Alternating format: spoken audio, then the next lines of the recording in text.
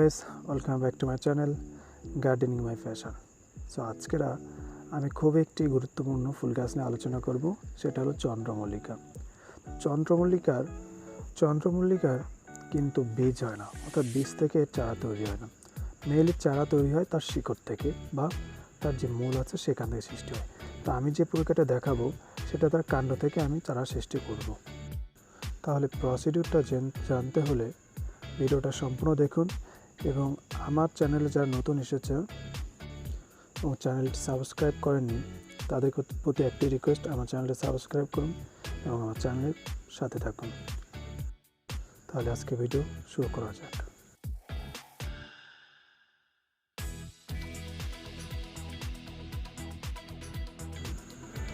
তো প্রথম যে গাছটি দেখতে পাচ্ছেন সেটা আমার বাসারি গাছ।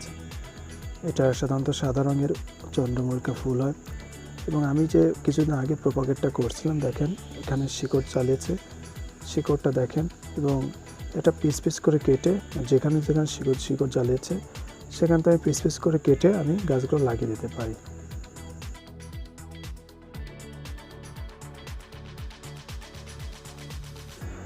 তো মোটামুটি দেখেন সব গাছেই সব জায়গায় হলো শিকড় জ্বালিয়েছে।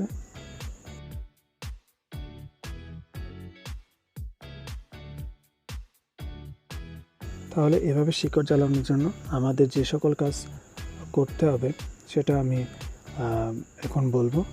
প্রথম আপনার যেটা করতে হবে যে আপনার যে ডালটি আছে, মাদার যে প্লান্ট আছে, সে ডালটি বেঁকিয়ে মাটি দিয়ে চাপা দিন। এমনভাবে চাপা দিন যাতে এটা কোনোভাবে যাতে উপরে না উঠে আসতে পারে, এবং যথেষ্ট পরিমাণ যদি ওখানে শুকনো থাকে তাহলে ওখানে পানি দেওয়ার চেষ্টা করুন যাতে সহজে গাছটি জ্বালাতে পারে, শিকড় জ্বালাতে পারে।